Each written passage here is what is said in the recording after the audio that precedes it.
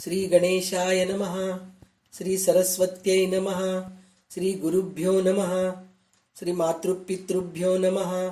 श्री कुलदेवताभ्यो नमः. ओम श्री परमात्मने नमः. तर आज जो विषय घेतला तो खूप गूढ आहे. गुरु शिवाय मुक्ती मिळत नाही का, असं एक पुस्तक आज सकाळी माझ्या हातावर काल सकाळी माझ्या हातात पडलं. म्हणजे मी माझ्या पुस्तक संग्रहामध्ये बघत होते की काहीतरी विषय वेगळा घेऊ. आपण सारखे स्तोत्रांचेच अर्थ सांगतोय, तर किती अर्थ सांगणार आपण. तर काहीतरी एक विषय असा घेऊ की आपण त्याच्यावर आपल्याला आनंद मिळेल. म्हणजे स्तोत्रांचा अर्थ ऐकून आनंद मिळत नाही असं नाहीये, पण हा विषय असा आहे की खरोखरच गुरुशिवाय मुक्ती मिळत नाही का. तर गुरु करणं कसं करायला पाहिजे आणि गुरु केल्याने काय फायदा होतं आणि आपले खरे सद्गुरू कोण आहेत, हे सगळं ह्या विषयामध्ये आहे. तर ते जेव्हा पुस्तक हातात पडलं माझ्या, तर काही असं मोठं नाहीये, असं हे छोटंसं पुस्तक आहे. मला वाटतं 60 पानांचं असेल, जास्तीत जास्त 50-60 पानांचं. 60 पानांचं पुस्तक आहे. तर ते पटकन वाचणं झालं, असं काही खूप वेळ लागला नाही त्याला वाचायला. पण त्याच्यावर ते बोलायचं म्हणजे खूप अवघड आहे, असं आहे ते. तर त्याच्यामध्ये पहिले आपल्याला रामदास स्वामींचं दासबोध जे ग्रंथ आहे त्याच्यामधलं दशक पहिला आणि समास चौथा, सद्गुरु स्तवन, हे आपण घेऊया पहिले. कारण गुरु कसे असतात हे त्यांनी रामदास स्वामींनी आपल्याला खूप छान पटवून दिलेलं आहे. आणि ते खरोखर म्हणजे दुर्लभ आहेत आपले गुरु, असं त्यांनी हे केलेलं आहे. तर आपण ते पहिले वाचूया, मग त्याच्यानंतर हा पुस्तक आपण हातात घेऊया. गीता प्रेस गोरखपूरचं पुस्तक आहे. तर सुरुवातीला मी रामदास स्वामी माझे सद्गुरू आहेत आणि माझे गुरु वाकनीस काका आहेत, त्यांना दोघांना मी नमस्कार करते. मग सद्गुरु स्तवन वाचायला सुरुवात करते मी. तर आपण अर्थाकडे जाऊया. ओवी वाचूया, मधून मधून 1-2 ओवी वाचेल. कारण खरं तर ओवी वाचूनच आपण शिकून घ्यायला पाहिजे. कारण आपण रामदास स्वामींशी जर कनेक्ट व्हायचं, म्हणजे त्यांच्याशी संपर्क साधायचं, म्हणजे ओवी वाचलं तरच त्यांच्याशी संपर्क साधू शकतो आपण. आणि जर अर्थ वाचलं तर बेलसरांच्या, बाबा बेलसरे, त्यांच्याशी आपण संपर्क साधतो. काही असो, आपल्याला एकदम काही ओवीबद्ध जर वाचलं तर थोडंसं अवघड वाटेल काही जणांना. त्याच्यासाठी म्हणून मी अर्थच घेऊया असं म्हणतीये. तर अर्थ घेऊया. आता सद्गुरु वर्णवेना, जेथे माया स्पर्शो शकेना, ते स्वरूप मज अज्ञाना काये कळे. नकळे नकळे नेती नेती, ऐसे बोलतसे श्रुती, तेथे मज मूर्खाची मती, पावडेल कोठे. मज नकळे हा विचारू, दुर्रुनी माझा नमस्कारू, गुरुदेवा पैल पारू, पाववी मज. होती स्तवनाची दुराशा, तुटला मायेचा भरवसा, आता असला तैसे असा, असाल तैसे असा गुरुस्वामी. मायेच्या बळे करीन स्तवन, ऐसे वांछित होते मन, माया झाली लज्जायमान, काय करू. नातुडे मुख्य परमात्मा, म्हणून करावी लागे प्रतिमा, तैसा माया योगे महिमा, वर्णीन सद्गुरूचा.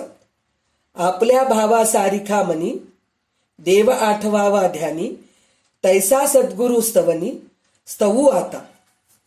म्हणजे काय म्हणतायत सद्गुरू रामदास स्वामी म्हणतायत आपले की सद्गुरू वर्णातीत आहेत. म्हणजे त्यांचं वर्णन आपण करूच शकत नाही. म्हणजे गुरु असे आहेत, तर ते वर्णन कमी पडतं आपल्याला. तर प्रत्येक गोष्टीचं उदाहरण देऊन त्यांनी इतकं सुंदर पटवून दिलेलं आहे की गुरु आपण वर्णू शकत नाही. तर सुरुवातीला काय म्हणतात, आता सद्गुरूचे स्तवन करायचे आहे, पण श्री समर्थ म्हणतात की सद्गुरूच्या स्वरूपाला माया स्पर्शू शकत नाही. आपले सगळे ज्ञान मायेच्या कक्षेतील असते. त्यामुळे सद्गुरू स्वरूप आपल्यासारख्या अज्ञानी माणसाला कळणे शक्य नसते. म्हणून सद्गुरूचे वर्णन करता येत नाही. म्हणजे ते मायाच्या पलीकडे आहेत. आपण मायेच्या कक्षेतच, म्हणजे जे दिसतंय तेच आपल्याला वाटतं हेच खरं आहे म्हणून. पण सद्गुरू तसेच नाहीत. ते दिसत पण नाहीत, त्यांच्याकडून आपल्याला कृपा. उदाहरण म्हणजे हेच आहे. म्हणजे जे आपले रामदास स्वामी आहेत, ज्ञानेश्वर महाराज आहेत, गजानन महाराज आहेत, तुकाराम महाराज आहेत, एकनाथ महाराज आहेत, गोंदवले महाराज आहेत, हे सगळे आपले गुरुच आहेत. त्यांना आपण प्रत्यक्षात बघितलोत का? हो, नाही. त्यांचे जे ग्रंथ आहेत, त्यांचे जे प्रवचन आहेत, त्याच्यातूनच ते आपल्याला दिसत आहेत. म्हणजे ग्रंथ म्हणजे गुरु का? फोटो म्हणजे गुरु का? असं नाहीये. त्यांचे जे बोल आहेत, त्यांच्याकडून जे आपल्याला ज्ञान मिळतंय, ते खरे गुरु आहेत आपले.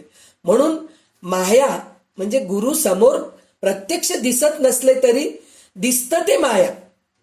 जे दिसत नाही ते ब्रह्म.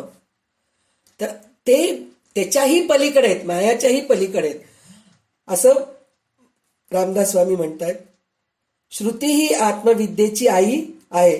परमात्म स्वरूपाचे वर्णन करण्याचे तिने प्रयत्न केला, पण अखेर ते स्वरूप कळत नाही. नेती म्हणजे मला माहीतच नाही, काहीच माहीत नाही, असं आहे ते. याप्रमाणे बोलून नाईलाजाने गप्प बसली. तेथे आपल्यासारख्या मूर्खाची बुद्धी त्या स्वरूपाचे आकलन कसे करील? म्हणजे श्रुती हीच आत्मविद्येची आई आहे. श्रुती म्हणजे सरस्वती म्हणा, विद्या आहे. तर ही आपली आई आहे. ती स्वतः म्हणतेय की मलाच काहीच माहीत नाही. तर आपण कुठले? आपल्याला तर काहीच कळणार नाही. तरी पण आपण कळून घ्यायचा प्रयत्न करूया. सद्गुरू स्वरूपाचा विचार मला कळत नाही म्हणून मी त्यांना दुरूनच नमस्कार करतो. मी श्री समर्थ प्रार्थना करतात की हे गुरुदेवा, मायेच्या कक्षेतून मला पलीकडे न्या. म्हणजे मी हे जे मायामध्ये अडकू नये, जे दृश्यदृष्टी दिसतीये त्याच्यात मी अडकू नये, तर मला ह्याच्यातून पार करा, असं ते प्रार्थना करतायत. आणि मायेच्या साह्याने सद्गुरूचे वर्णन करतात. म्हणजे आता मायामध्ये काय काय दिसतंय त्याचं वर्णन ते सुरू केलेत. आता सद्गुरूची स्तुती करावी अशी खरोखर अशक्य आशा मी धरली. ती सफल होण्यास माया मदत करील असा भरोसा मला होता, पण तो फोल ठरला, म्हणजे खोटं ठरला. म्हणजे मी मायाला धरून सद्गुरूला वर्णन करतो असं समजले. म्हणजे सृष्टीला बघून मी सद्गुरूचं वर्णन करतो असं रामदास स्वामी म्हणतायत. पण ते नाही जमत आहे, होऊच शकत नाही तसं. म्हणजे दृश्यसृष्टीला बघून आपल्याला गुरुचं वर्णन करताच येत नाही, असं आहे. मग इतकेच सांगतो की अहो सद्गुरू स्वामी, तुम्ही असेल तसे असा. मायेच्या बळाची मदत घेऊन तुमचे स्तवन करावी अशी मनापासून इच्छा होती, पण तुमचे नाव काढल्यावर बरोबर माया लाजली आणि मागे सरली. मग मला काही करता येईना. म्हणजे माया स्वतःच लाजली म्हणे की गुरुच्या समोर मी काहीच नाहीये, असं लाजून ती मागे सरकली म्हणे. तर हे सगळं खरं आहे, परंतु परमात्मा आकलन होत नाही म्हणून त्याची प्रतिमा करावी लागते. त्याचप्रमाणे सद्गुरू स्वरूप अनाकलनीय आहे, तरी मायेची मदत घेऊन त्या स्वरूपाचा महिमा मी वर्णन करीन. जशी ज्याची भाव तशी देवाची कल्पना करून माणूस त्याचे चिंतन करतो. या नियमास अनुसरून मी आता सद्गुरूची वंदना करतो. म्हणजे आपल्याला प्रत्येकाला सद्गुरू वेगळ्या प्रकारे दिसतात. काही लोकांना वाटतं केवढं मोठं आहे बाबा, आकाशासारखं अफाट आहे. काही लोकांना वाटतं समुद्रासारखं अफाट आहे. काही लोकांना वाटतं पृथ्वीसारखं सहनशक्ती आहे. काही लोकांना वाटतं अग्नीसारखं तेज आहे. काही लोकांना वाटतं पाण्यासारखं चंचल आहे. म्हणजे प्रत्येकाला जसे भाव आहेत तसे सद्गुरू दिसतात. पण समर्थ कसं सांगतायत बघा. आता ऐका तुम्ही. समर्थांनी केलेले सद्गुरू स्तवन आता मी सुरू करतेय. तर विश्वाला भरून उरणारा विश्वाचे मूळ, सर्वोत्तम, मोक्षाची विजय पताका आणि दीनांचा मित्र असा तो सद्गुरू, त्याचा जय जयकार असो. म्हणजे विश्वाला भरून उरू नये, पुष्कळ पसरू नये, पण पुरा आहेच असे आहेत ते.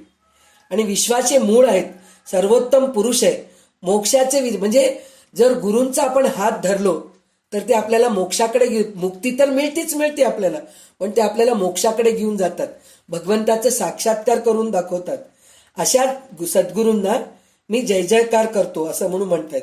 तर आता इथून प्रत्येक दृश्यसृष्टीचं उपमा देत गुरु कसे असतात हे सांगितलेलं आहे. तर दृश्यसृष्टीमध्ये आपल्याला सुरुवातीला काय दिसतं? सूर्य दिसतो आपल्याला. तर सूर्याची उपमा देत आहेत गुरुला. म्हणतायत सूर्याच्या प्रकाशाने अंधकार पळून जातो, त्याचप्रमाणे सद्गुरूचा अभय हस्त ज्याच्या मस्तकी राहतो, त्याची कृपा ज्याच्यावर होते त्याच्यावर असलेला हा अनावर मायेचा अमंगल नाहीसा होतो. उपमेतील उणीव म्हणजे सूर्याचा प्रकाश कसा आहे त्याचप्रमाणे आपल्या अंधकार दूर करून सद्गुरू आपल्यावर कृपा करतात आणि आपला अंधकार दूर करून प्रकाशमान करतात सूर्यासारखं. पण सद्गुरूला आपण सूर्यही म्हणू शकत नाही. त्याचं कारण काय?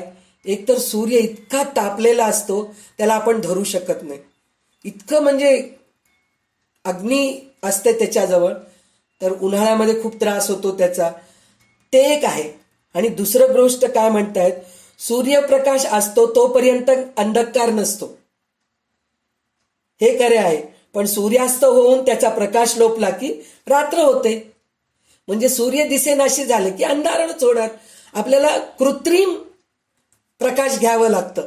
एक पूर्वी काळे कंदील लावत होते, दिवे लावत होते, त्याचा आपल्याला आधार घ्यावं लागत होतं. आता आपण लाईट्स लावतो, दिवे लावायच्या ऐवजी लाईट्स लावतो. पण गुरु तसे नाहीयेत, अंधकारच नाहीये गुरुकडे, सतत प्रकाश प्रकाश प्रकाश प्रकाशच देत असतात ते. संध्याकाळ त्यांच्याकडे नाहीच आहे गुरुकडे, म्हणून त्यांना सूर्याची उपमा पण आपण देऊ शकत नाही असं म्हणून म्हणतायत. त्याच्यानंतर सोने व सरिता याची उपमा देत आहेत. सोने म्हणजे सोनं, गोल्ड. सोनं खराब होऊन त्याचे लोखंड कधीच होत नाही, तसे सद्गुरू दासांचे मन इतके शुद्ध असते की त्यात संशय कधीच उत्पन्न होत नाही. म्हणजे लोखंडाला एखाद्या वेळेस हे लागतं, काय म्हणतात, गंजतं. चांदी वातावरणाच्या ह्याच्याने सुद्धा काळं पडू शकतं, बाकी सगळ्या गोष्टी असं होऊ शकतं. पण सोनं तसं नाहीये, त्याचं चमक कधीही कमी होत नाही. जसा पिवळा चमक धमक असतं ना तसंच असतं. तर तसेच सद्गुरू तसेच. किंवा एखादी लहान नदी गंगेत मिळते आणि मिळाल्यानंतर ती गंगाच बनते, मग तिला गंगेतून वेगळे काढायचे म्हटले तरी ती कधी वेगळी होणार नाही. आपण कधी पण गंगेला जाऊन येतो, तर आजकालचं एक महत्वाचं काय म्हणून मात्र आपण लक्झुरी मेंटेन करतोय. जायचंय काशीला जायचंय, कुठं जायचं म्हणजे फ्लाईटने जातो, फ्लाईटने येतो. पण फ्लाईटमध्ये पाणी घेऊन जायचं परमिशन नाहीये आपल्याला. बरं जाऊ दे, फ्लाईटमध्ये नाहीये चालेल, जरी आपण ट्रेनमध्ये येऊ लागलो, आगगाडीमध्ये जरी येऊ लागलो, तर गंगेचं पाणी 5 लिटरचं कॅन उचलायला, असलेले सुटकेस उचलायला वस्ती होत नाही आपल्याला. ते 5 लिटर 10 लिटरचं पाणी कुठून घेऊन येणार? तर एक छोट्या बॉटलमध्ये घेऊन येतो आणि घरी असलेल्या पाण्यामध्ये मिक्स करतो आणि गंगा म्हणतो.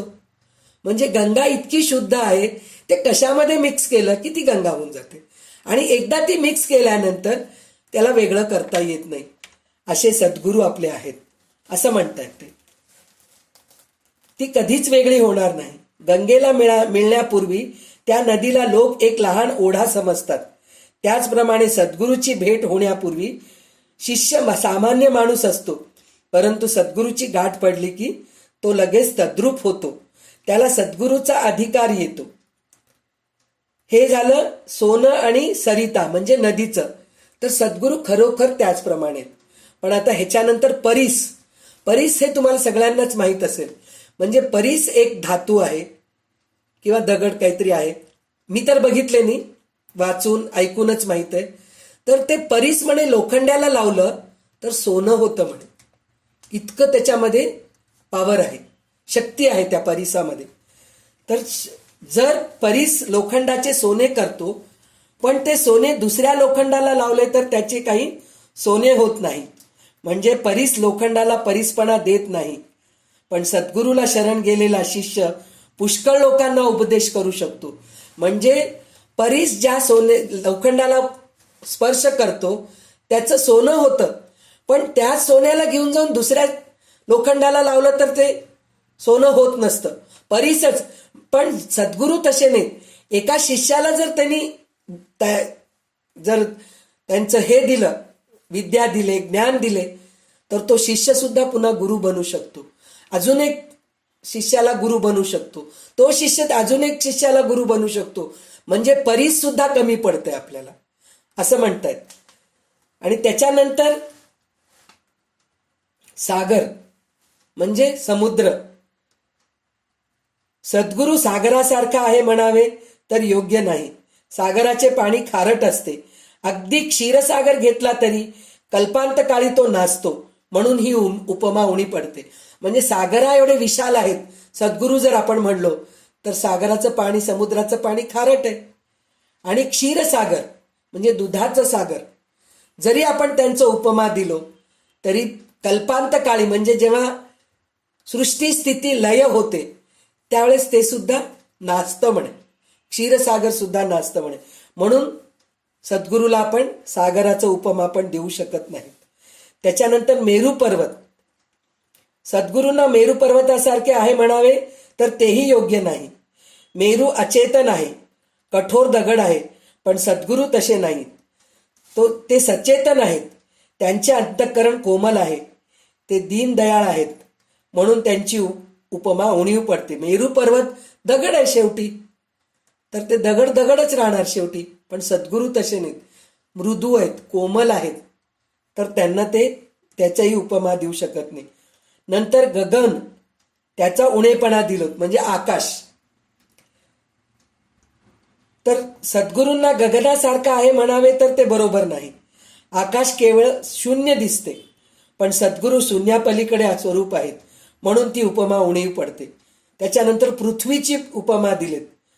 पृथ्वीसारखा निश्चल, निर्भय आणि गंभीर आहे असे म्हणावे तर ते पण बरोबर नाही.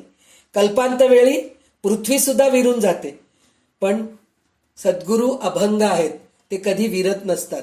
सतत आपल्याला त्यांच्याकडून ज्ञान मिळत राहतं.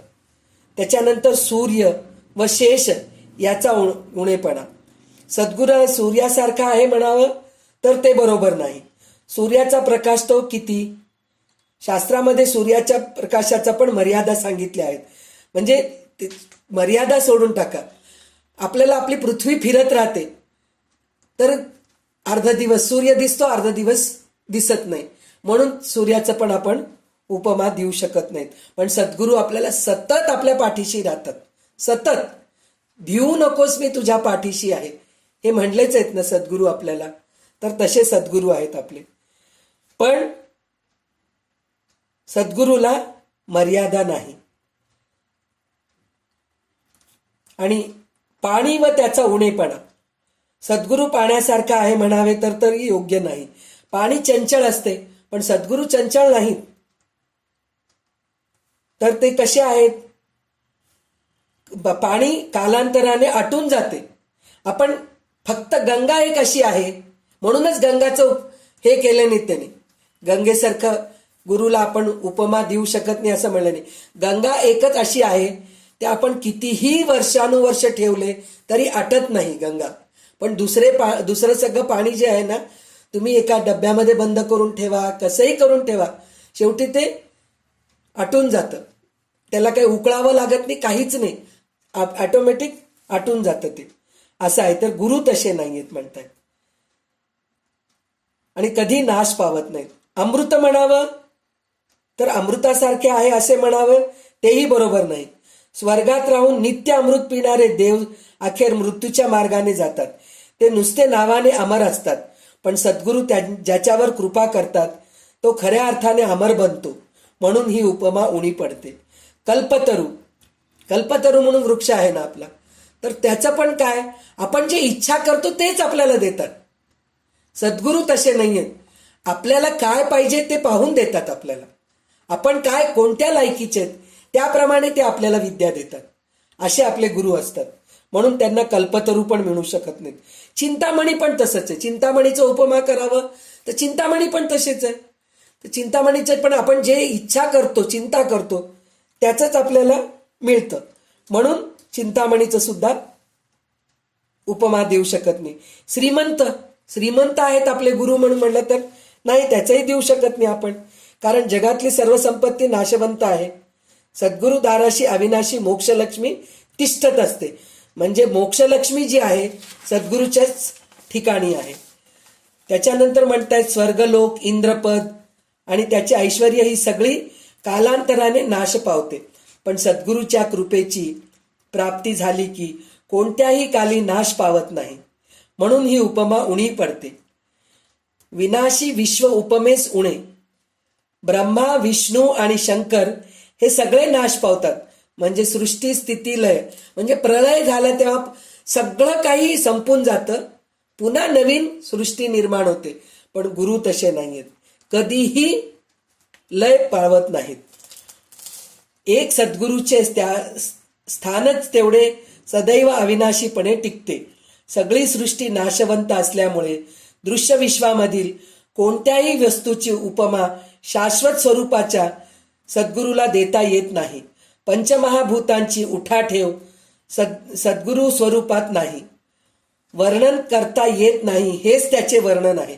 म्हणजे सद्गुरूचे आपण वर्णन करू शकत नाही, हेच खरं वर्णन आहे. या कारणास्तव सद्गुरूचे वर्णन करता येत नाही. त्याचे वर्णन करण्याचा प्रयत्न करून ते करता येणे हेच त्याचे न येणे हेच त्याचे वर्णन समजावे. सद्गुरूचा अनुभव ही आतील अवस्था आहे.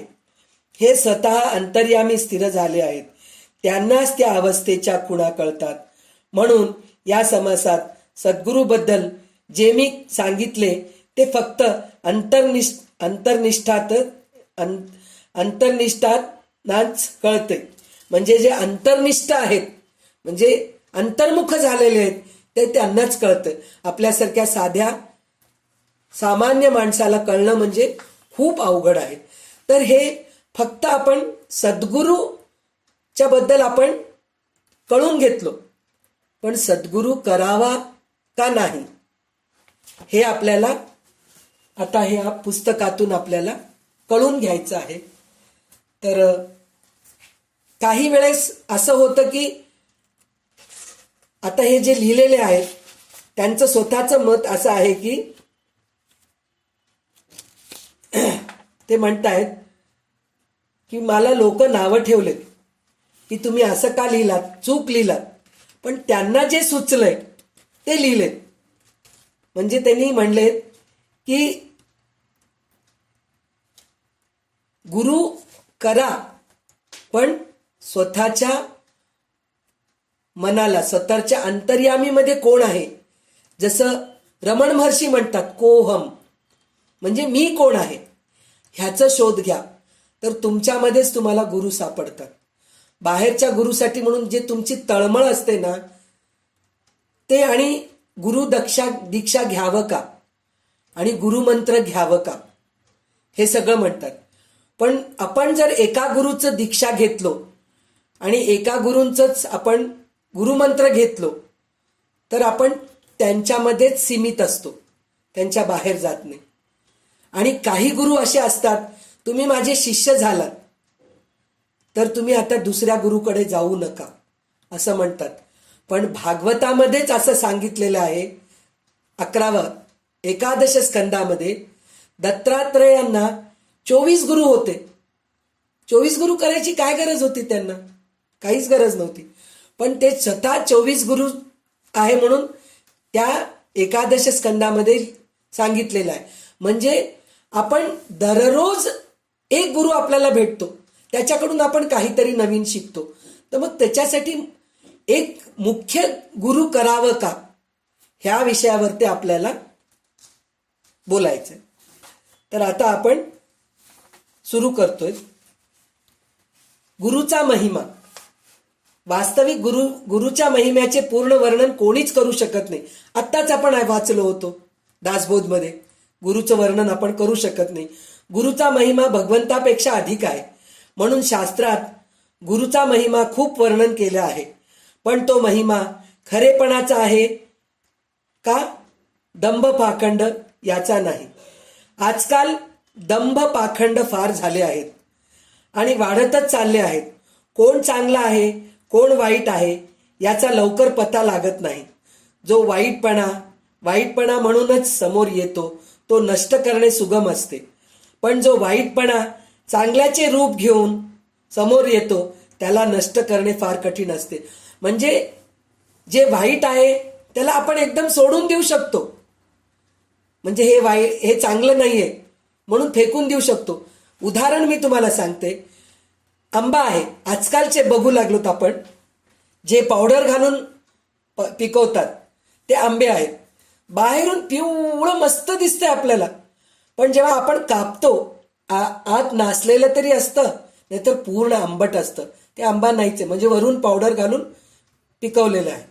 तसे आजकालचे जे गुरु आहेत, बाहेरून बघितलं की सगळं आपल्याला इतकं चांगलं वाटतं, त्यांचं बोलणं वगैरे सगळं बघितलं असं वाटतं की आपण त्यांचं शिष्य व्हायलाच पाहिजे.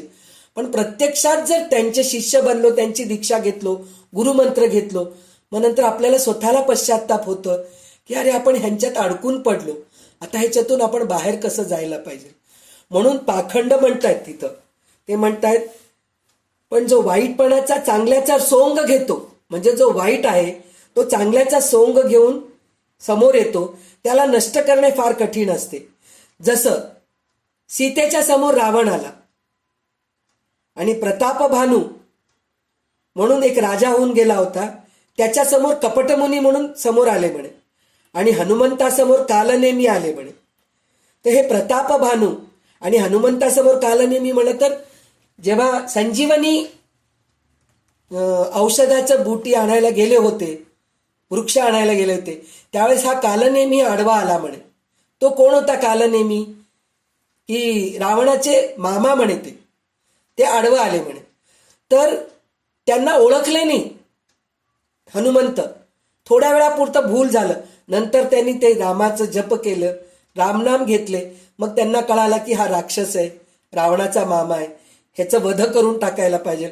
म्हणून ते शेपटीने त्यांचं गळा फासून त्यांना वध केलं म्हणे त्यांचं. मग जाऊन ते संजीवनी बुटी आणू शकले. म्हणजे हनुमंताला सुद्धा बाधा घातलेला आहे कालनेमी. म्हणजे आपण ओळखू शकत नाहीत काही वेळेस डोळ्यासमोर आपल्या. आणि सीता रावणाला बघितली, तिला काय वाटलं साधूच आलाय भिक्षा घालायला जाऊ, म्हणून ती उंबरठा ओलांडून गेली आणि रावण उचलून घेऊन गेला. म्हणजे आपण ओळखू शकत नाही खरा साधू कोण आहे आणि सच्चा साधू कोण आहे, असं ओळखू शकत नाही. तसंच प्रतापभानू म्हणून एक राजा होता, तो राजा सुद्धा असंच म्हणे, इतका चांगला होता, प्रजेचं चांगलं पालन करत होता, सगळं काही चांगलं होतं, त्याचं चांगलं व्यवस्थित राज्य चालू आहे.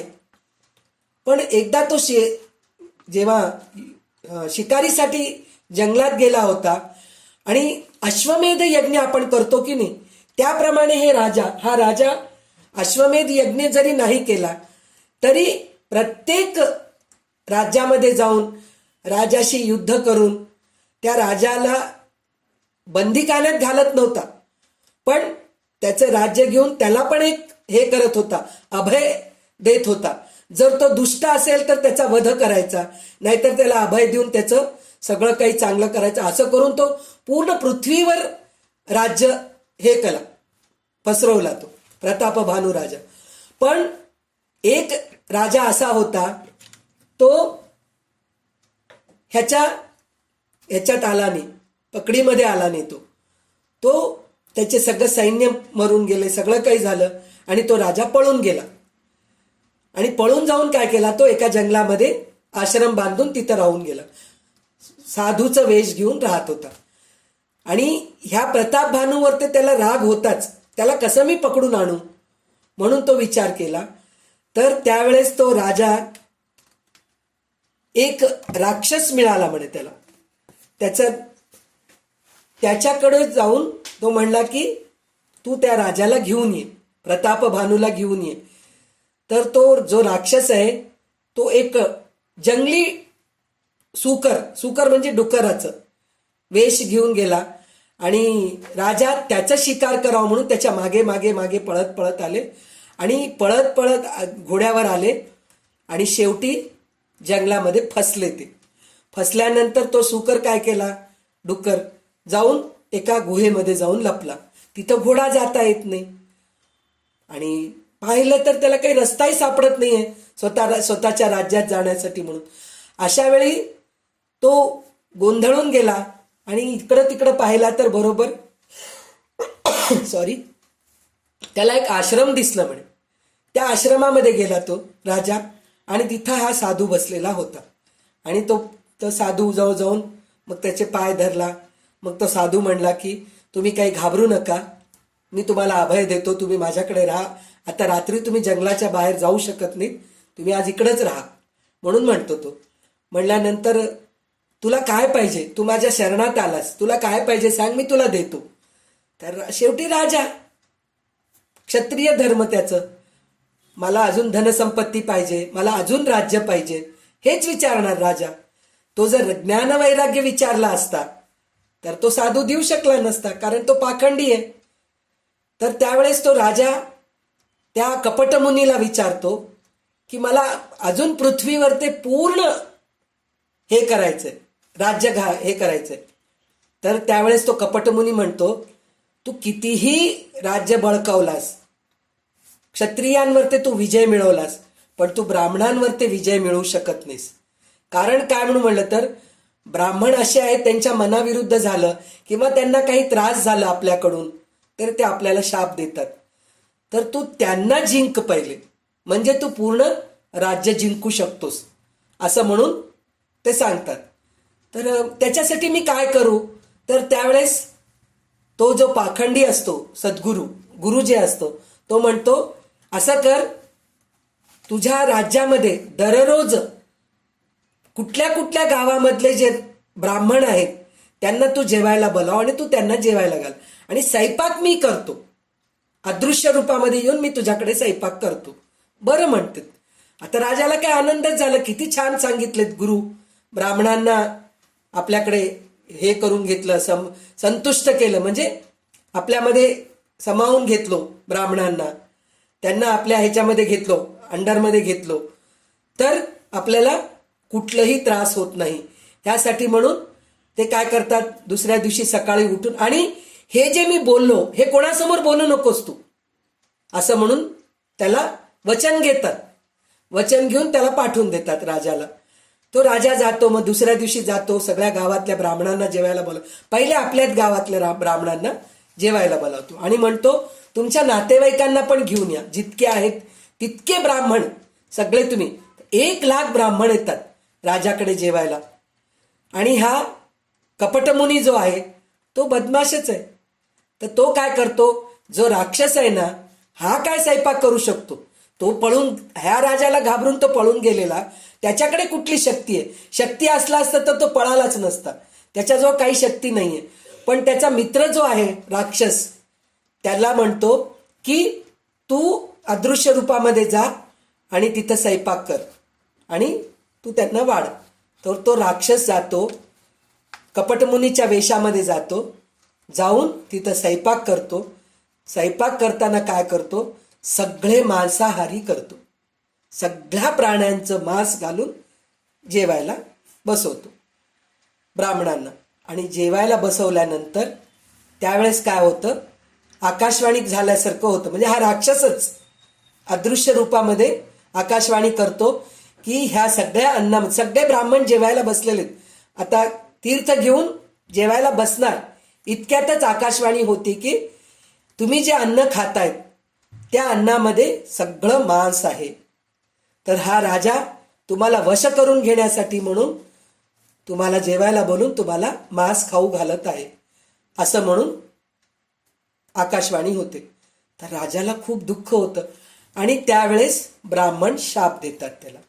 काय शाप देतात, आत्तापर्यंत तुझं जे वैभव होतं ते सगळं तुझं वैभव नष्ट होईल आणि तू दास बनशील, तू आता राजा राहणार नाहीस, तू दास बनशील म्हणून ब्राह्मण शाप देऊन निघून जातात. शाप देऊन निघून गेल्यानंतर त्यावेळेस राजाला वाटतं हे का असं झालं माझ्याकडून चुकी, तर त्यावेळेस त्याला कळतं की मी मोहात गेलो, धनाच्या मोहात गेलो, राज्याच्या लोभात गेलो. तेच मी ज्ञानवैराग्य जर मागितलो असतो तर खूप छान झालं असतं. तर मी हे धन द्रव्याच्या लोभामध्ये गेल्यामुळे मला असं झालं. आणि त्यावेळेस त्याचे सगळे जे मंत्रिमंडळ आहेत, त्याची पत्नी आहे, त्याला विचारते की तू असं कसं हे केलास, का असं झालं तुझं. तर त्यांचे ते कपटमुनीकडून त्यानं हेही घेतला होता, वचन घेतला होता की इथं घडलेलं काही सांगायचं नाही म्हणून. तर वचन कसं देणार. मग नंतर त्याच्या पत्नीला तो सांगतो की असं असं झालं. तर अरे ते सगळं तुम्हाला ते कपटमुनीच होते, ते तुमचे कोणीतरी दास असते. मग त्याला ते आठवण येतं, अरे हा कपटमुनी आहे, हा राजा होता, त्याला आपण आपल्या वशामध्ये करून घ्यायला गेलो तर हा राजा पळून गेला, म्हणून हो आपल्याला आपल्या बदला घेण्यासाठी असं केलं. म्हणून म्हणतो आपण कधी कोणाला ओळखू शकत नाही. खरं मुनी कोण आहे, कपट मुनी कोण आहे हे आपल्याला कळत नसतं. तर त्याच्यासाठी म्हणून हे राजा प्रतापभानूचं आपल्याला उदाहरण घेतलो आपण. तर त्याच्यानंतर काय होते, आजकाल ही शिष्यांची आपल्या गुरुबद्दलची श्रद्धा दिसून येते, तसे ते गुरु स्वतः नसतात. म्हणून शेठजी दयालजी गोयकानंद म्हणतात की आजकालच्या गुरुच्या ठिकाणी आमची श्रद्धा नाही, उलट त्यांच्या शिष्यांच्या ठिकाणी श्रद्धा असते. म्हणजे गुरुपेक्षा शिष्य प्रामाणिक असतात. शिष्य म्हणजे गुरुवर विश्वास ठेवून ते सगळं करतात, म्हणून शिष्यांवर विश्वास होत आहे, गुरुवर होत नाही. कारण शिष्याच्या ठिकाणी गुरुच्या बद्दलची श्रद्धा असते, ती आदरणीय असते. शास्त्रामध्ये आलेला गुरुमहिमा योग्य असला तरी वर्तमान काळी प्रचार करण्यास योग्य नाही. म्हणजे जसं आपल्याला रामदास स्वामींचं आपण पहिले वाचलो, म्हणजे गुरुचं बद्दल आपण उपमा देत गेलो. गुरु म्हणजे सागर नाही, गुरु म्हणजे सूर्य नाही, गुरु म्हणजे परीस नाही, गुरु म्हणजे पृथ्वी नाही, हे सगळं आपण हे करत गेलो. पण आजकाल तसे नाही. कारण आजकाल दंभी पाखंडी लोक गुरुच्या महिम्याच्या आधारे आपला स्वार्थ सिद्ध करतात. यात कलियुगही सहाय्यक आहेत. कारण कलियुग अधर्माचा मित्र आहे. त्याचं काय, वास्तविक गुरुमहिमा प्रचार करण्यासाठी नसून धारण करण्यासाठी आहे. म्हणजे गुरुचं महिमा करत नाहीत ते, मी गुरु आहे म्हणून एक उच्च स्थानावर जाऊन बसतात आणि शिष्यांकडून धन लुबाडत राहतात. तुम्ही हे करा, तुम्ही ते करा. एक उदाहरणच आहे की आजकाल आपण कुठल्याही आश्रमामध्ये जातो तर आपल्याला पहिले काय करतात, ते तुम्हाला गुरुदीक्षा पाहिजे ना, 108 रुपये भरा, मग तुम्हाला गुरुदीक्षा मिळेल, मग गुरुमंत्र मिळेल, मग आम्ही तुम्हाला शिष्यपद देऊ आणि तुम्हाला आमच्याकडे काय काय ज्ञान आहे ते आम्हाला देऊ. 108 आधी म्हणतीये, आजकाल हजारो रुपये, काही 12,000 म्हणतात, काही 11,000 म्हणतात, काही चालू असतं. तर गीतामध्ये स्वतः सांगितलेले भक्तोसी मे सखा चेती म्हणून म्हणतात. तर तुम्ही भगवंतालाच जीवाचा सखा म्हटले आहे. तर गुरुला काय, तर भगवंताला गुरु माना तुम्ही, असं म्हणून भगवंत सांगतात. सदा साथ राहणारे तथा परस्पर सख्य भाव ठेवणारे दोन पक्षी, जीवात्मा आणि परमात्मा, एकाच वृक्षाच्या शरीराचा आश्रय घेऊन राहतात. पण एक पक्षी वेगळा असतो, दुसरा पक्षी वेगळा असतो. असा आहे, जो स्वतः मोठा असतो तो दुसऱ्यांनाही मोठे बनवतो, जो दुसऱ्यांना लहान छोटे बनवतो तो छोटाच असतो. म्हणजे मी गुरु आहे, तू शिष्य आहे, असं जे म्हणतात तो कधी गुरु नसतो. गुरु कधी मी गुरु आहे म्हणून म्हणत नाहीत. आपण गुरुला गुरु मानतो, पण गुरु आपल्याला कधी शिष्य मानत नसतात. जो शिष्य मानतो तो गुरु नाही, असं ते म्हणतात. क्षत्रियाच्या समुदायात 18 औक्षणी सेनेमध्ये भगवान सारथी बनले. भगवान म्हणले का हो मी तुझा गुरु आहे, मी तुझा सारथी बनत नाही, मी तुझ्यापेक्षा मोठा आहे असं म्हटले का? नाही, उलट अर्जुनाचे सारथी बनून अर्जुनाला मार्ग दाखवले. तर ते म्हणले का मी गुरु आहे म्हणून? तर तसे गुरु पाहिजे आपल्याला. आणि जेव्हा अर्जुन सांगतो की दोन्ही सैन्याच्या मध्ये रथम स्थापयमेच्युत म्हणून म्हणे. तर ते काय म्हणतायत, दोन्ही सैन्याच्या मध्ये माझा रथ उभा करा. तर भगवान शिष्याप्रमाणे अर्जुनाच्या आज्ञेचे पालन करतात. पांडवांनी यज्ञ केला तेव्हा तसे त्यांनी पहिले अर्जुनाची पूजा केली, श्रीकृष्णाची पूजा केलीत पांडव, कारण एक गुरुच्या स्थानी आहेत ते, म्हणून त्यांची पूजा केल्याशिवाय यज्ञ सुरू केले नाहीत. पण जेव्हा यज्ञ सुरुवात झालं त्यावेळेस श्रीकृष्ण स्वतः उष्टपत्रावळे उचललेले आहेत. ते म्हणले नाहीत मी गुरु आहे, मी इथून हलणारच नाही, मी इथंच बसून राहतो. पण ते सगळ्यात खालच्या दर्जाचं काम केलेत. सगळे उष्टपत्रावळे उचलत गेलेत. गुरु आलेल्या सगळ्या पाहुण्यांचे पाय धुवत गेलेत. म्हणजे असे गुरु आहेत. गुरु कसे असतात म्हणजे कुठेही ऍडजस्ट होतात. त्यांना मला उच्च पद पाहिजे, मला सिंहासनावर बसवा, मी काही काम करत नाही, मी गुरु आहे, मी एक ठिकाणी बसून राहतो, असं कधीच म्हणत नाही. हलके काम करण्यात भगवंतास लाज वाटली नाही. जो स्वतः छोटा असतो त्यालाच लाजही वाटते आणि भयही वाटते. म्हणजे आपण जर खालच्या दर्जाचं जर काम केलो तर उद्या आपल्याला लोक गुरु मानणार नाहीत. आपण ते सगळं करू नये बाबा, असं हे करतात. आपण बघा कुठेतरी मठात जेवायला गेलो, खरे सद्गुरू जे आहेत ते बघा आपण जेवायला बसल्यानंतर येऊन नमस्कार करून सावकाश बसा, वाढत नसतील पण येऊन आपल्याला सांगतात सावकाश बसा, काही कमी पडलंय का तुम्हाला. म्हणजे इतकं आपुलकीपणा असतं गुरुमध्ये. पण तसं नाही आजकालच्या गुरुमध्ये, असं म्हणता येते. त्यालाच लज्जाही वाटते, भयही वाटते की मला कोणी छोटा तर समजणार नाहीत, कोणी माझा अपमान तर करणार नाहीत, अशी त्याला भीती असती म्हणे. तर गुरुचं महिमा असं म्हणून सोंग घेतले. त्याच्यानंतर गुरुकृपा. ते गुरुकृपा कसं होते आपल्यावर ते, तर गुरुकृपा अथवा संत कृपा याचे खूप विशेष महात्म्य आहे. भगवंताच्या कृपेने जीवाला मानवी शरीर मिळते आणि गुरुकृपेने भगवान मिळतात. म्हणजे काय सांगितलेत, भगवंताच्या कृपेने आपल्याला शरीर मिळालं आणि सुदृढ शरीर मिळालं आणि नुसतं शरीर न मिळता चांगलं घराणं मिळालं आपल्याला. चांगलं घराणं न मिळता आपले मुलं चांगले आहेत. म्हणजे इतकं सगळं काही आपल्याला भगवंताच्या कृपेने मिळालं. पण गुरुच्या कृपेने काय मिळतं माहितीये काय, भगवंतच मिळतात आपल्याला. म्हणजे गुरुकृपा एवढं महत्वाचं आहे.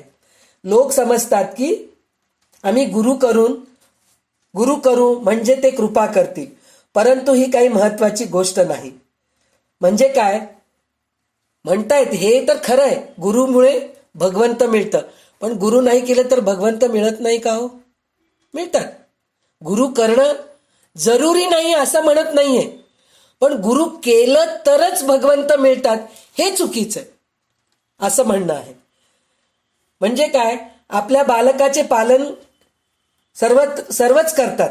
कुत्री सुद्धा आपल्या पिलांचे पालन करते, परंतु संत कृपा फार विलक्षण असते. दुसरा शिष्य बनो अगर न बनो, त्याच्यावर प्रेम करो अथवा वैर करो, त्याच्याकडे संत पाहत नाहीत. दीनदुखी लोकांना पाहून संतांचे हृदय द्रवित होते, तर त्यामुळे त्यांचे काम बनून जाते. म्हणजे काय, संत जे आहेत गरीब आहे श्रीमंत आहे हे बघत नाहीत. पण आजकालचे जे गुरु आहेत त्यांच्या आश्रमामध्ये गेलं तर VIP पासेस वेगळे असतात, साधे पासेस वेगळे असतात, काही लोकांचं तर दूर कुठंतरी. आता ते मी हे बघितले, चुकीचं आहे, माझं बोलणं चुकीचं असू शकेल एखाद्या वेळेस. हे जे वेल्लूरचं देऊळ आहे, सोन्याचं जे लक्ष्मीचं देऊळ आहे, तिथं तुम्ही गेलात तर 500 रुपयाचं तिकीट घेतलात तर जवळून दर्शन होतं, 250 रुपयाचं तिकीट घेतलात तर थोडं दुरून होतं, फुकट गेला तर आपल्याला देवी दिसत पण नाही. म्हणजे हे सगळं जे काय झालेलं आहे, म्हणजे मी त्यांच्या गुरूंना वगैरे मी काही नावं ठेवा एवढी मी मोठी नाहीये, पण पैसा जे आहे तिथं खूप ओढ लागले सगळ्या संतांना गुरूंना. जरी संतांना नसेल, त्यांचे जे अनुयायी असतात ते लोक सगळे हे असं खराब करून ठेवतात. पैसा करून त्याचं एक मोठं आश्रम करून तिथं एक बिझनेस सुरू करतात. तुम्ही जर गेलात, आता एक उदाहरण आहे, आपण ह्याच्यात गेलो कुठं, हरे रामा हरे कृष्णा टेम्पलमध्ये गेलो, दर्शन घेतल्यानंतर आपण ते मॉलमधूनच जावं लागतं. त्या मॉलमध्ये काय काय आहे म्हणजे एक्झिबिशन असल्यासारखं असतं. तिथे गेल्यानंतर काहीतरी वस्तू खरेदी करावं वाटतंय. म्हणजे माणसाला तुम्ही देवाला तर दाखवताच आहेत, पण तिथे गेल्यानंतर तुम्ही हेही अट्रॅक्ट करतायत, हे वस्तू घेऊ का ते वस्तू घेऊ, हे खाऊ का ते खाऊ, हे असं सगळ्या गोष्टी होत आहेत. म्हणजे आजकाल कुठेही जा, मी मी पुन्हा मी क्षमा मागते, मी कोणालाही नाव ठेवत नाहीये. म्हणजे आजकाल असं होतंय म्हणून मी हे करतेय. तर त्याच्यासाठी हे सांगतायत की गुरुकृपा हे जे आहे ना, श्रीमंत लोकांसाठी, पैसे जास्त देणाऱ्यांना गुरुकृपा करतील, किंवा जे देत नाहीत, जे गरीब आहेत त्यांच्यावर होत नाही असं नसतं. गुरु सगळ्यांवर एकसारखंच कृपा करतात. जशी आई असते आपली, 4 मुलं असतात, भेदभाव करते का आई आपली कधीतरी? कधीच करत नाही. आपण करतो का आपल्या मुलांमध्ये भेदभाव? कधीच करत नाही. तर त्याचप्रमाणे सद्गुरू सुद्धा भेदभाव करत नसतात असं म्हणून सांगितलंय त्यांनी. संत सर्वांवरच कृपा करतात, पण परमात्म तत्वाचा जिज्ञासूच त्या कृपेला ग्रहण करतो. जसे तहानलेला माणूस जलाचे ग्रहण करतो. वास्तविक आपल्या उदराची तळमळ जितकी तीव्र असते, सत्यतत्वाची जिज्ञासा जितकी अधिक असेल तितकी अधिक कृपा तो ग्रहण करतो. म्हणजे आपल्या तळमळावर असतं. आपल्याला आता आपण एकच गुरुचे शिष्य असतो, म्हणजे उदाहरण आहे, आपण गजानन महाराजांचे शिष्य आहोत, त्यांचंच आपण ग्रंथाचं आपण पारायण करत राहतो, सगळं करत राहतो. पण एक शिष्य एक प्रमाणे असतो, एक शिष्य एक प्रमाणे असतो, सगळे एक. जर सद्गुरु कृपाच होतंय, गुरु केल्यानंतर आपल्याला कृपाच होते. म्हणतात ना, गुरु केल्यानंतर गुरु कृपा होते आणि आपलं सगळं हे निघून जातं, जे आपल्यामध्ये जे अज्ञानपणा आहे ते सगळं निघून जातं. पण ते नुसतं गुरु केल्याने होत नसतं, तितकी आपली तळमळ लागते. त्या तळमळतेने जर आपण गुरुकडे गेलो तर आपल्याला मिळतं. तर परिसामुळे तेच, आता आपण जे उदाहरण बघितलो, परिसामुळे लोखंडाचे सोने होते, पण त्या सोन्यात अशी ताकद नसते की दुसऱ्या लोखंडालाही सोने बनवेल. परंतु असली गुरु मिळाला तर त्याच्या कृपेने जो शिष्य आहे तो पण गुरु बनतो. आणि गुरु कधी म्हणत नाही की तू माझा नेहमी शिष्यच बनून राहा. ह्याचं उदाहरण आपण संध्याताई जे शंकराचार्यांचं चरित्र सांगितले होते, तर त्याच्यामध्ये काय सांगितले होते, आणि आपण जे महिषासुरमर्दिनी स्तोत्र वाचलो होतो, म्हणजे बरेच त्यांचे स्तोत्राचं पठण केलं होतं. तर शंकराचार्य स्वतः एकाचे मठाधिपती झाले का हो? कुठंच झाले नाही. म्हणजे झाले होते, म्हणजे शृंगेरी पीठामध्ये ते स्वतः झाले होते.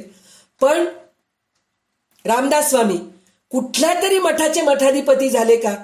प्रत्येक ठिकाणी मठ उभं करायचे, तिथे एका शिष्याला बसवायचे आणि मठ तू सांभाळ म्हणून तिकडून निघून जायचे. म्हणजे गुरु असे असतात, कुठेही एकाच ठिकाणी बसून राहत नाहीत.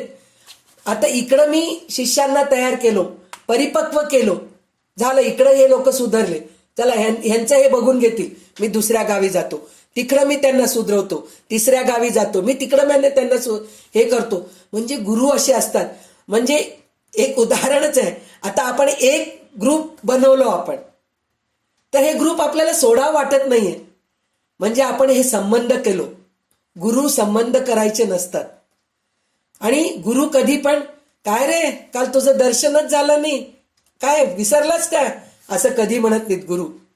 त्यांना माहित असतं शिष्य माझा आहे तो कशासाठी येत नाहीये, तो खरं माझा कंटाळा येऊन निघून गेला का, नाही तर दुसऱ्या कामामध्ये व्यस्त आहे म्हणून तो येत नाहीये, हे गुरूंना माहित असतं. ते कधी कुचकट बोलून दाखवत नसतात गुरु, की काय रे तुला काय माझी आठवण येत नाहीये काय, अशात येणंच बंद केलास तू, असं कधी गुरु म्हणत नसतात. तर असे गुरु पाहिजे. गुरुकृपा 4 प्रकारांनी होते: स्मरणाने, दृष्टीने, शब्दाने आणि स्पर्शाने. स्मरणाने म्हणजे गुरुचं आठवण करतो, त्याच्याने आपल्याला ज्ञान मिळते, गुरुकृपा होते.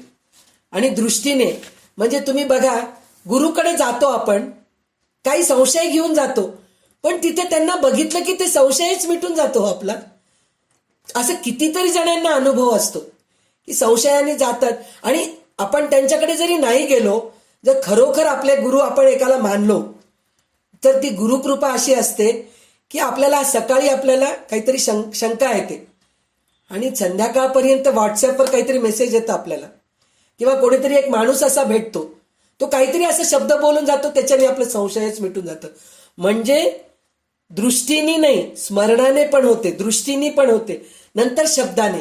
म्हणजे गुरु जे बोलतात त्याच्याने आपले संशय फिटतात. त्याच्यानंतर स्पर्शाने, जे गुरु दीक्षा देतात डोक्यावर हात ठेवून वगैरे, त्याच्याने तर होतच होतं. असं आहे. जसे कासव वाळूमध्ये अंडी घालते आणि स्वतः पाण्यात राहून त्या अंड्याचे स्मरण करते म्हणे, आणि त्या अंड्याचं हे होतं, मोठं होतं, मग त्याच्यातून कासव बाहेर पडतं. असं कासवाचं आहे. त्याचप्रमाणे गुरु पण तसेच असतात. सतत आपण गुरुच्या जवळ राहायची गरजच नाहीये. आपण गुरु केलो, गुरुचं दीक्षा घेतलो, गुरुमंत्र घेतलो, गुरुचं खरोखर सेवा करणं म्हणजे गुरुप्रमाणे वागणं, गुरुचे आज्ञा पाळणं, म्हणजेच गुरुचे कृपा आपल्यावर होते. प्रत्येकाच्या डोक्यामध्ये मी गुरुजवळ नाहीये, गुरुजवळ राहिलं तर किती छान झालं असतं, मी गुरुची सेवा केलं असतो. गुरुचं शारीरिक सेवा करणं किंवा त्यांचे कपडे धुणं, त्यांचे भांडे घासणं हे चुकीचं नाहीये, पण त्याच्याने आपल्याला काही ज्ञान मिळतं असं नाहीये. आता जे आपण ह्यांचं रामदास स्वामींच्या बद्दल, कल्याण स्वामींच्या बद्दल आपण म्हणतो, ते किती सेवा केले असतील हो. गुरूंना पाणी आणून दिले, गुरुसाठी म्हणून स्वयंपाक करत होते, गुरुसाठी म्हणून पण ते नुसतं ते एकच करत नव्हते, गुरु काय सांगतायत ह्या गोष्टीकडे सुद्धा त्यांचं लक्ष सतत राहायचं. जर खरोखरच जर गुरुचं सेवा करून जर ज्ञान प्राप्त झालं असतं तर गुरुच्या घरी जे स्वयंपाकी असतात तो कधी की गुरु बनला असता. तो गुरु बनत नाही, तो नुसता स्वयंपाकीच राहतो, तो पुढे जात नाही. तर त्याच्यासाठी म्हणून गुरुची शारीरिक सेवा केल्यापेक्षा त्यांच्याकडून आपण ज्ञान घ्यायचंय. त्यांनी जे सांगितले त्याचं अनुकरण करायला पाहिजे. त्यांनी जे चांगले शब्द सांगितलेत त्या गोष्टीकडे आपण लक्ष द्यायला पाहिजे. ईश्वराच्या कृपेने मानव शरीर मिळते, ज्या योगे जीव स्वर्गात अथवा नरकातही जाऊ शकतो, तथा मुक्तीही होऊ शकतो. परंतु गुरुकृपा अथवा संत कृपा यामुळे मनुष्यास स्वर्ग अथवा नरक न मिळता केवळ मुक्तीच मिळते. स्वर्गही मिळत नाही, नरकही मिळत नाही. गुरु जर आपल्याला असले तर डायरेक्ट मुक्ती, मोक्ष मिळते असं म्हणतात. तर गुरु केल्यानेच गुरुकृपा होते असंही नाहीये. पुन्हा तेही सांगता येते, नकली बनावट गुरुच्या योगे कल्याण होत नाही. जे चांगले संत महात्मे असतात ते शिष्य बनले तरच कृपा करतात अशी गोष्ट नाही. ते आपण होऊन आणि स्वाभाविक कृपा करीत असतात. सूर्याला कोणी इष्ट मानले तर प्रकाश देतो असे नसते. सूर्य तर स्वतः स्वाभाविक प्रकाश प्रदान करतो, त्या प्रकाशाचा उपयोग कोणीही करू शकतो. तशीच गुरुची संत महात्म्याची कृपा स्वतः स्वाभाविक असते. जो त्याच्या सन्मुख होतो तो लाभ प्राप्त करून घेतो. म्हणजे सतत गुरुजवळ राहिलं तरच, प्रत्येक वेळेस हेच सांगतायत की सतत गुरुजवळच राहायला पाहिजे. गुरुचं दीक्षा घेऊन सारखं गुरुचंच हे करत बसलो तसं नाहीये. गुरुचं काम काय आहे, भगवंताला दाखवून देणं, चांगलं काय आहे वाईट काय आहे हे सांगणं. त्याच्यानंतर शिष्य स्वतः त्या गोष्टीवर विवेक करून ते अनुकरणात आणायचं असतं. तेव्हा कुठं शिष्याला मुक्ती मिळते असं म्हणून सांगतायत. वर्षा सर्वावर समान रूपाने होते, पण बीज असेल तसे फल उत्पन्न होते. म्हणजे सगळ्या जमिनीवर ते पाऊस पडतं, पण जिथं बीज आहे तिथंच झाड उगवतं. तसं आपल्यामध्ये पण तळमळ पाहिजे. मला देवाचं साक्षात्कार व्हायला पाहिजे, मला सन्मार्ग पाहिजे, मला भगवंताच्या पायाजवळ जायचंय, ही जर तळमळ असेल तरच सद्गुरू आपल्याला तिथं नेतात. नाही तर सद्गुरूही काही करू शकत नाही असं म्हणून ते म्हणतात. गुरुच्या वचनाचे महत्व. गुरु केल्याने कल्याण होत नाही, तर गुरुची आज्ञा मानण्याने, पालन केल्याने कल्याण होते. कारण गुरु शब्द असतो, शरीर नसतो. करेक्ट. आता आपण तेच बोललो ना, शरीर नसतो. म्हणजे सद्गुरू जे असतात त्यांना कधी असं वाटत नाही की माझे पाय दाबून द्या, माझं उष्ट खा, माझे कपडे धुवा तुम्ही, मला स्वयंपाक करून जेवू घाला, असं म्हणणारे एकही गुरु तुम्हाला सापडत नाही.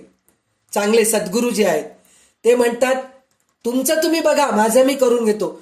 मी ह्याच्याबद्दल माझ्या गुरूंबद्दल मी सांगू इच्छिते. आम्ही जेव्हा त्यांच्यासोबत यात्रेला जातो, तीर्थयात्रेला जातो, तर त्यांचं सामान ते धरून चालतात. तर आम्हाला असं वाटतं की गुरुची सेवा करावं म्हणून त्यांचं सुटकेस धरणं किंवा त्यांचं बॅग धरायला आम्ही गेलं ना, ते आमच्या हातात देत नाहीत. माझं काम मला करू दे, माझ्यामध्ये शक्ती नाहीये काय. उलट आमच्यापैकी कोणीतरी कमजोर आहेत, म्हणजे कमकुवत आहेत, त्यांना चालणं होत नाही, त्यांचे वस्तू ते धरतात हातात धरून. चला तुमचा हात धरतो मी, तुम्हाला घेऊन जातो. असे आमचे गुरु आहेत. म्हणजे असे गुरु पाहिजे की चला हे निघाले आपल्या पालखीमध्ये बसून आणि बाकी सगळं शिष्यांच्या हवाली करतात. हे धरून घेऊन या, ते धरून घेऊन या, असं गुरु नसतं. म्हणून सांगतो, म्हणजे गुरु शरीर नाहीये, गुरु म्हणजे शब्द आहे. म्हणजे गुरु जे सांगतात तेच आपण अनुकरण करायला पाहिजे. जर कुणाचे हाड मांसमय शरीर गुरु होत असेल तर ते अधम असे कालनेमी असतात. म्हणजे जो आता आपण प्रताप भानूचं ऐकलो, गोष्ट ऐकलो ना, तसे गुरु असतात म्हणे हाड मासाचे. तर सॉरी म्हणून गुरुच्या ठिकाणी बुद्धी करणे आणि शरीराच्या ठिकाणी गुरुबुद्धी करणे अपराध आहे. म्हणजे गुरुची सेवा करू नका असं म्हणत नाहीयेत ते, पण नुसतं सेवाच करू नका तुम्ही गुरुची. त्यांच्याकडून ज्ञान घ्या, त्यांच्याकडून जे शब्द ऐकायला मिळतं, त्यांचे ग्रंथ आहेत, त्यांचे बोल आहेत, त्यांचे प्रवचन आहेत, त्यांचे अभंग आहेत, ते सगळं ऐकून त्याच्यावर विचार करून तुम्ही पुढे जा, असं ते म्हणतायत. तर म्हणे एक उदाहरण त्यांनी दिलेलं आहे एकनाथ महाराजांचं. एकनाथ महाराजांच्या जीवनात उलटा क्रम कसं दिसतंय म्हणून म्हणलं तर अपराध आहे. संत एकनाथांच्या चरित्रात ही गोष्ट विशेषत्वाने दिसून येते. शास्त्राच्या प्रतिक्रियेनुसार प्रथम तीर्थयात्रा केली जाते, नंतर उपासना केली जाते, नंतर ज्ञान प्राप्त होते. परंतु एकनाथ महाराजांच्या जीवनात उलटा क्रम दिसून येतो म्हणे. त्यांना प्रथम ज्ञान झाले म्हणे, नंतर त्यांनी उपासना केली आणि नंतर गुरूंनी तीर्थयात्रा करण्याची आज्ञा दिली. ज्यावेळी ते तीर्थयात्रा करीत होते त्यावेळी त्यांच्या गावाचा पैठणचा एक ब्राह्मण त्यांच्या गुरुकडे देवगडावर पोचला आणि म्हणाला, महाराज, आपल्या इथे जे एकनाथ होते त्यांचे आजोबा आजी खूप वृद्ध झाले आहेत आणि एकनाथांची आठवण काढू लागलेत. तर तेव्हा गुरु म्हणतात, गुरूंना हे ऐकून आश्चर्य वाटले की एकनाथ एकदा सुद्धा असं 1 वर्ष राहिले होते, पण एकदा पण त्यांनी आजी आजोबाबद्दल सांगितले नाहीत म्हणे आणि आजी आजोबाविषयी काही सांगितले नाही. मग त्यांनी ते गुरु काय म्हणलेत म्हणे, पत्र लिहून दिलेत म्हणे आणि म्हटलेत म्हणे की एकनाथ तीर्थयात्रा करीत पैठणला येईल, त्यावेळेस त्याला माझे हे पत्र दे, मी म्हणतो आहे म्हणून तो जरूर पैठणला येईल. ब्राह्मण पत्र घेऊन निघून गेला म्हणे. हिंडत हिंडत ज्यावेळी एकनाथ पैठणला आले तेव्हा ते आजोबा आजी भेटण्यास गावातही गेले नाहीत, उलट गावाच्या बाहेर थांबले. त्या ब्राह्मणाने ज्यावेळी एकनाथांना पाहिले तेव्हा त्याने ओळखले आणि त्याच्या आजोबांना हातास धरून ते एकनाथाकडे जाण्यास निघाले. म्हणजे त्यांनी धावत धावत गेले नाहीत, आजी आजोबाकडे जातो मी पैठणला गेलो म्हणून असं केले नाहीत, ते बाहेरच राहिले. आणि हे ब्राह्मण स्वतः त्यांच्या आजी आजोबांना हात धरून एकनाथ महाराजांकडे घेऊन गेलेत म्हणे. संयोगाने एकनाथ त्यांच्या रस्त्यातच भेटले. आजोबांनी प्रेमाने एकनाथांना मिठी मारली आणि गुरुचे पत्र काढून त्यांना म्हटले की हे तुझे गुरुचे पत्र आहे. हे ऐकताच एकनाथ सद्गतीत झाले. त्यांनी उपरणे पसरून त्यावर ते पत्र ठेवून त्यास प्रदक्षिणा घालून दंडवत प्रणाम केला आणि नंतर वाचले. त्यात लिहिले होते, एकनाथ तू तिथेच राहा. एकनाथ तेथेच बसून राहिले. हयातभर ते तेथून कुठेही गेले नाही. म्हणजे तू आता पैठणमध्येच राहा आणि तिथंच तुझं कार्य करतो. असं म्हणून गुरु सांगितले आणि शिष्य ऐकले. तर म्हणजे काय, तेव्हा वाडा बांधला, सत्संग सुरू केला, आजोबा आजी त्यांच्याजवळ येऊन राहिली, नंतर कधी गुरूंना भेटण्यासही गेले नाहीत. म्हणजे आता त्यांनी नंतर परत गुरुला भेटायलाही गेले नाही, कारण गुरु सांगितलेत ना, तू इथून हलायचंच नाही, इथंच राहा, म्हणून ते तिथंच राहिले. नंतर ते म्हणाले, विचार करा, गुरुर शरीर झाले असते, झाले की वचन झाले. त्यावेळी गुरुचे शरीर शांत झाले, तेव्हा ते म्हणाले, गुरु मेला आणि शिष्य रडला तर दोघांना काय ज्ञान झाले. तात्पर्य हे की गुरु मरत नाही आणि शिष्य रडत नाही. जर गुरु गेले, जर शिष्य रडत बसला आणि मी तुमच्या सोबत येतो म्हणला तर ते बरोबर नाहीये. गुरु गेल्यानंतर त्यांचं अनुकरण करत त्यांचं जे परंपरा चालू आहे ते चालू ठेवत राहणं, तर ते शिष्याचं काम असतं. रडत बसणं शिष्याचं काम नाहीये. आणि गुरु कधी मरत नाहीत. आपल्याला स्वतः रामदास स्वामी सांगतात ना, दासबोध हेच मी आहे, ग्रंथ हेच मी आहे म्हणून सांगितलेले. म्हणजे दासबोध ग्रंथामधूनच आपल्याला रामदास स्वामींचा साक्षात्कार होतो. आपल्याला प्रत्यक्ष शरीराने जरी दिसले नाहीत, प्रत्यक्ष दृश्य रूपामध्ये जरी स्वामी दिसत नसतील आपल्याला, तरी दासबोध ग्रंथ आपण जेव्हा वाचतो तेव्हा प्रत्यक्ष रामदास स्वामी आपल्याला समोर दिसतात. म्हणजे ग्रंथ हे गुरु आहेत आपले, असं हे आहे. तर एकनाथांच्या चरित्रात जशी गुरुभक्ती पाहावयास मिळते तशी दुसऱ्या कुठल्या संत चरित्रात पाहावयास मिळत नाही. श्रीमद भागवताच्या 11 स्कंदावर त्यांनी मराठीत जी टीका लिहिली आहे त्यातील प्रत्येक अध्यायाच्या आरंभी त्यांनी सविस्तर गुरुची स्तुती केली आहे. असा परम गुरुभक्त एकनाथांनी सुद्धा गुरुपेक्षा त्यांच्या वचनाला, आज्ञेला जास्त महत्व दिलेले आहेत. म्हणजे प्रत्येक जसं ज्ञानेश्वरीमध्ये सुद्धा निवृत्तीनाथ महाराजांना त्यांनी गुरु मानलेलं आहे. प्रत्येक वेळेस निवृत्तीनाथ महाराजांना नमस्कार करूनच ते पुढे जातात आणि संपल्यानंतर माझं हे पूर्ण मी तुम्हाला अर्पण करतो असं ज्ञानेश्वर महाराज म्हणतात. ते काय, जर तसं जर राहिले असते, ज्ञानेश्वर महाराज सुद्धा शरीराला जर धरून राहिले असते तर निवृत्ती महाराजांच्या आधी ते समाधी घेतले नसते. गुरु म्हणले ना, म्हणजे निवृत्तीनाथ म्हणतात ना, तू समाधी घेऊ नकोस असं ते म्हटले असताना सुद्धा ते जाऊन समाधी, त्यांना समजून सांगितले, पटवले, ते मग जाऊन समाधी घेतले. जर गुरुच्या शरीराबद्दलच जर त्यांना प्रेम राहिलं असतं, गुरु सतत माझ्या डोळ्यासमोर दिसावं म्हणून जर वाटलं असतं ज्ञानेश्वर महाराजांना, तर ते कधी समाधीच घेतले नसते. तर अशा प्रकारे गुरुच्या वचनाला जास्त महत्व दिले पाहिजे. काय आहे, भगवंतापासून लाभ होण्यासाठी म्हणून 5 गोष्टी आहेत म्हणे, उपयुक्त आहेत. काय आहेत? नामजप, ध्यान, सेवा, आज्ञापालन आणि संग. परंतु संत महात्म्याच्या कडून लाभ करून घेण्यासाठी 3च गोष्टी उपयुक्त आहेत: सेवा, आज्ञापालन आणि संग. म्हणजे देवाचं ध्यान करा, तुम्ही जप करा, सेवा करा, आज्ञाचं पालन करा, संग करा, तर देव दिसतो. पण संत महात्म्याकडून फक्त सेवा, आज्ञाचं पालन आणि संग केलात तरच आपल्याला देव तर गुरु मिळतात. म्हणून गुरुच्या नामजप अथवा त्यांचे ध्यान न करता त्यांच्या आज्ञेचे, सिद्धांताचे पालन करणे आवश्यक आहे. त्यांचं नुसतं नामजप करत बसतो. कसं करतो आपण नामजप?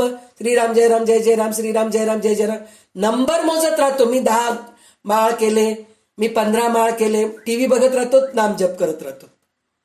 तर त्याचा काही उपयोग नाहीये. नुसतं नामजप करू नका, त्यांचं आज्ञेचं पालन करा असं सांगतायत. गुरु म्हणजे शरीर नसून तत्व आहे. अंत खरे गुरु आपले पूजन, ध्यान वगैरे करून घेत नाहीत. उलट भगवंताचेच पूजन, ध्यान आधी करवितात. म्हणजे खरे जे गुरु असतात ते कधीही म्हणत नाहीत की माझं नाम जप करा. कसं काय सांगायचं? आपण गोंदवले महाराज आहेत, रामदास स्वामी महाराज आहेत, तर आपण काय करतो? आणि गजानन महाराज, म्हणजे मला उदाहरण म्हणून मी सांगतेय बरं का, मी ह्यांच्या गुरूंना महत्व देते. त्यांच्या सगळे गुरु एकसारखे आहेत. आपण गोंदवले महाराजांच्या तिथे गेलो, श्रीराम जय राम जय जय रामचा जप, तिथे गोंदवले महाराजांचा जप आहे का हो? गोंदवले महाराज की जय, गोंदवले महाराज की जय, गोंदवले महाराज की जय म्हणत नाहीत. किंवा रामदास स्वामींच्या समर्थ रामदास स्वामींच्या मठात गेलो, तिथं समर्थ रामदास स्वामींचा आपण जप करतो का? तिथं पण श्रीराम जय राम जय जय राम म्हणतो. गजानन महाराजांच्या तिथं गेलो, ओम गंगणपते नमः म्हणतो. म्हणजे प्रत्येक गुरु माझं नाम जप कर म्हणून म्हणत नाहीत. माझं तुम्ही ते काय म्हणतात लॉकेट गळ्यामध्ये माझा फोटो ठेवा आणि तुम्ही त्याचं हे करा, असं एकही गुरु. आपल्याला आवडतं म्हणून आपण करत असू, त्याचं काही हे नाहीये, पण गुरु स्वतः सांगत नाहीत. हे एक आपल्याला काय झालंय आजकाल, हे एक बिझनेस झालंय. म्हणजे आपण जिथं जिथं आश्रमामध्ये जातो, मठामध्ये जातो, मग तिथं सगळे तिकडं मूर्ती ठेवलेल्या असतात, परत काय म्हणतात ते लॉकेट्स असतात. हे अशा सगळ्या गोष्टी विकत घ्यावं आणि त्यांचं बिझनेस वाढत असतं. म्हणजे आपल्याला असं भूल व्हायचं हे असतं. तर म्हणून गुरु कधीही म्हणत नाहीत की माझा फोटो घ्या, ते गळ्यात घाला, हे सगळं सांगितलं ह्याच्यामध्ये. तर एकदा म्हणे एक हे जे संस्थापक आहेत, गीता प्रेसचे संस्थापक, संचालक, संरक्षक शेठजी जय दयालजी गोयकानंद म्हणून त्यांचं नाव आहे. तर एका सज्जनाने म्हटले म्हणे की आम्ही आपला फोटो काढू इच्छितो, मी तुमचा फोटो काढतो आणि मी तुमचं प्रकाशित करतो, असं म्हणून म्हटले म्हणे. तर त्यावेळेस ते जय दयालजी काय म्हणलेत म्हणे, गोयकानंदजी काय म्हणले म्हणे, प्रथम तुझी चप्पल आणून माझ्या डोक्यावर ठेव आणि बांध म्हणे, नंतर फोटो काढ, असं म्हटले म्हणे. ते आपली पूजा करविणे म्हणजे चप्पल मारण्यासारखे समजतो. म्हणजे माझीच पूजा करा जे म्हणतात ना, ते आपल्या स्वतःवर चप्पल मारून घेतल्यासारखं असं म्हणून म्हणतात. तर एकदा शेठजींनी एका संतास विचारले की आपण पुस्तकात आपले चित्र देता आपल्या नावाचा चित्राचा आधी प्रचार करता, तर त्यामुळे आपले भले होते की शिष्याचे भले होते की संसाराचे जगाचे भले होते, कोणाचे भले होते? तर ह्या प्रश्नाचे उत्तर देणे त्यांना जमले नाही, कारण त्यांना ते पटतच नाहीये फोटोनी हे सगळं होतं म्हणून. तर ते दिले नाही. तर गुरु बनण्याचा अधिकार कोणाचा आहे म्हणून विचारतायत ते. तर गुरुची थोरवी गोविंदापेक्षा अधिक सांगितली गेली आहे, पण जो शिष्य उद्धार करू शकतो त्या गुरुची थोरवी गुरुची थोरवी गोविंदापेक्षा अधिक असते सांगितली गेली आहे, पण जो शिष्याचा उद्धार करू शकतो त्या गुरुची थोरवी आहे. श्रीमद भागवतामध्ये म्हटलेले आहे, काय म्हटलेले आहे, जो समीप आलेल्या मृत्यूपासून सोडवित नाही तो गुरु नाही, स्वजन नाही, पिता नाही, माता नाही, इष्टदेव नाही आणि पती नाही, म्हणून संतवाणीत आले आहेत. म्हणजे काय, आपण जे गुरुकडे जातो तर मला मृत्यूकडून सोडव, मला धनधान्य दे, असं नाहीये. तर ह्याचं अजून एक उदाहरण असं आहे, माता नाही, पिता नाही, स्वजन नाही, इष्टदेव नाही म्हणून जे म्हणतात ना, आपण त्वमेव माताच पिता त्वमेव, त्वमेव बंधुश्च सखा त्वमेव, त्वमेव विद्या द्रविणम त्वमेव सर्वम मम देव. देवच सगळं काही आहे. खरं तर देवच सद्गुरू आहेत. आता ह्याच्या पुढे आपल्याला त्याच्याबद्दल सांगितलेलं आहे. सद्गुरू कोण आहेत हे आपल्याला हळूहळू आपल्याला भगवंत हे पुस्तक गुरुकडे घेऊन जात आहे. खरे गुरु कोण आहेत ते आपल्याला पटवून देत आहे. तात्पर्य हे आहे की आपल्या ठिकाणी शिष्याचा उद्धार करण्याचे सामर्थ्य जोपर्यंत येणार नाही तोपर्यंत कोणी गुरु बनू नये. कारण की गुरु बनलात की उद्धार करू शकला नाहीत तर मोठा दोष लागतो. तुम्ही गुरु न बनून राहिलात तर तुम्हाला काही दोष लागत नाही, पण एकदा गुरु बनलात तर शिष्यामध्ये बदलाव आणायचं सामर्थ्य राहायला पाहिजे. जर शिष्य दुःखी आहे, शिष्याचं काहीतरी आपदा आहे, शिष्याला काहीतरी संशय आहे, त्या संशयाचा तुम्ही जर नायनाट नाही करू शकलात किंवा त्याला दुःखाच्या बाहेर आणू शकला नाहीत तर तुम्ही गुरु होत नाहीत आणि तुम्ही गुरु बनल्याचं तुम्हाला दोष लागतो. म्हणून तुम्ही गुरु बनू नका. तो घोर नरकात अशासाठी पडतो की मनुष्याने दुसऱ्या ठिकाणी जाऊन आपले कल्याण करून घेतले असते तर त्याला आपला शिष्य बनवून एकाच ठिकाणी अडकून ठेवले. म्हणजे आजकालचे गुरु कसं ते सांगितले ना, माझे गुरु माझे शिष्य बना तुम्ही, दुसऱ्याकडे जाण्याची गरज नाहीये तुम्हाला, तुम्ही इथंच अडकून राहा. म्हणजे ह्याच्याकडून तर मला काही फायदा होतच नाहीये, पण मी दुसऱ्याकडे पण जाऊ शकत नाही, अशी परिस्थिती शिष्याचा होऊन जातो.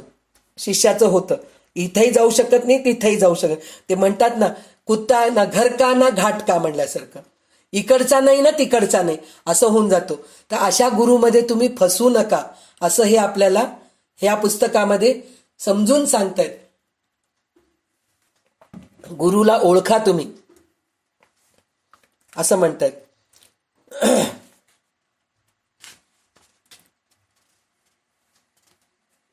जसं म्हणतात ना, जो शिष्याचे कल्याण करू शकत नाही आणि दुसऱ्या ठिकाणीही जाऊ देत नाही, तो जर दुसरीकडे कुठे गेला तर माझा शिष्य असून दुसऱ्याकडे जातोस असे धमकवतात. तर ते म्हणतायत, तो म्हणे पुढच्या जन्मी कुत्रा बनतो म्हणे. असं जर जो केला, तुम्ही दुसऱ्या गुरुकडे जाऊ नका म्हणून जर गुरु जर अडवले शिष्याला, तर ते म्हणले की पुढच्या जन्मी कुत्रा बनतो आणि शिष्य गोचीड बनतो म्हणे आणि कुत्र्याचं रक्त पितं म्हणे. अशी दुर्गती येते गुरुची. म्हणून गुरु बनून तुम्ही पाखंडी गुरु बनून शिष्याला फसवू नका असं म्हणून म्हणतायत ते. ज्या प्रकारे मंत्र्याचा दोष राजाला लागतो, म्हणजे मंत्री जर खराब आहे तर राजामुळेच खराब आहे, आणि स्त्रीचा दोष पतीला लागतो, म्हणजे स्त्री चांगली नाही म्हणजे म्हणतात ना, पतीचे अर्धे पुण्य पत्नीला मिळतं म्हणे, पत्नीचं अर्ध पाप पुरुषाला मिळते म्हणे. म्हणून स्त्री कधीही पाप करत नाही. त्याचं कारण काय, अर्ध पाप पतीला जाऊ नये ह्याची दक्षता ती घेत असते. म्हणून स्त्रीचा दोष पतीला लागतो. त्याचप्रमाणे निश्चितच शिष्याचे पाप गुरुला पण प्राप्त होते. म्हणून म्हणतात, जसे स्त्रीचा दोष आणि तिचे पाप तिच्या स्वामीला पतीला प्राप्त होते, तसेच शिष्याचे अर्जित पाप गुरुला अवश्य प्राप्त होते. एका संताच्या पूर्वजन्मात घडलेली खरी घटना अशी आहे म्हणे. एका राजाचे पूर्वजन्मात ते एका राजाचे मंत्री होते म्हणे. त्यांना वैराग्य प्राप्त झाले तेव्हा ते सर्व सोडून एक उत्तम विरक्त संत बनले. त्यांच्याजवळ काही साधू येऊन राहू लागले. राजाच्या मनात ही विचार आला की मी या मंत्री महाराजांना गुरु करेन आणि भजन करेन. म्हणजे मंत्री, राजाचा मंत्री जो आहे तो वैराग्य प्राप्त झाला आणि तो विरक्त होऊन संत बनला म्हणे.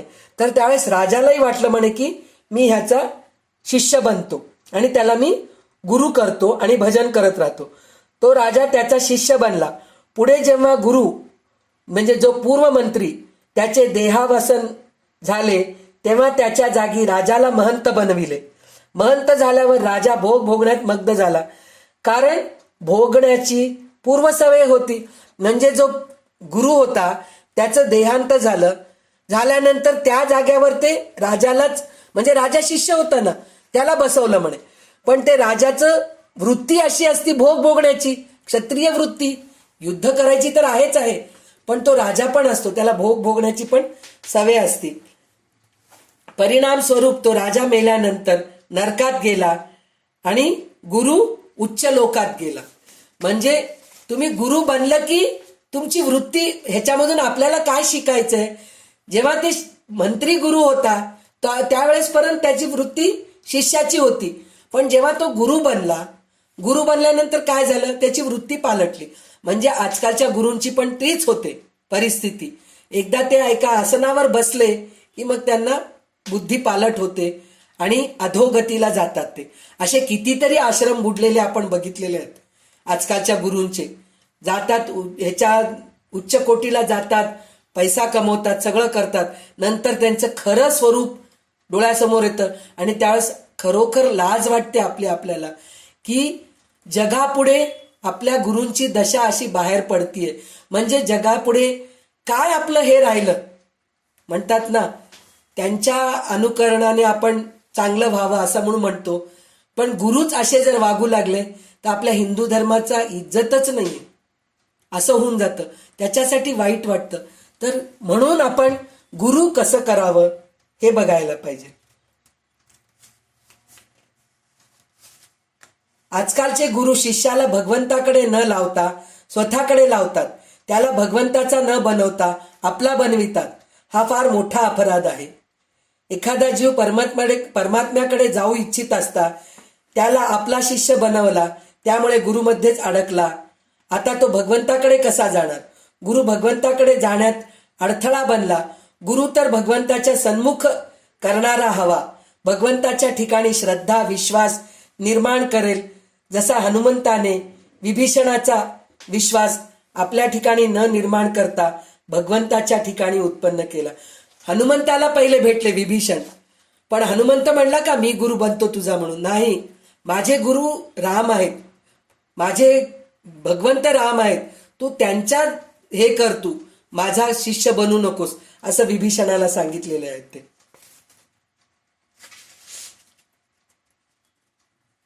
व्यक्तीच्या ठिकाणी श्रद्धा विश्वास करण्यापेक्षा भगवंताच्या ठिकाणी श्रद्धा विश्वास करण्याने जास्त लाभ होईल, लवकर लाभ होईल आणि विशेष लाभ होईल.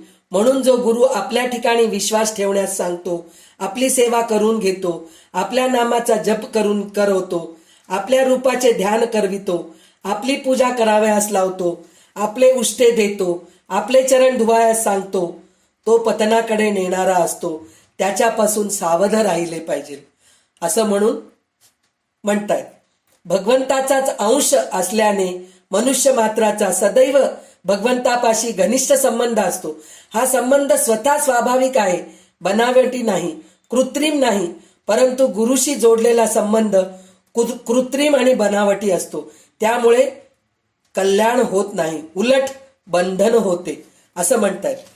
गुरु होणे आणि गुरु करणे, आता चित्रा म्हणली होती ना, गुरु होणे आणि गुरु करणे ही फार जोखुमाची गोष्ट आहे, काही तमाशा नाहीये.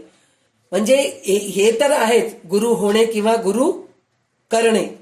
म्हणजे आपण गुरु करावं हे जे आहे ना, काही ठिकाणी असं असतं, असं म्हण तुम्हाला गुरु नाहीये, तुम्ही गुरुमंत्र घेतला नाहीत, तुम्ही गुरुदीक्षा घेतला नाहीत.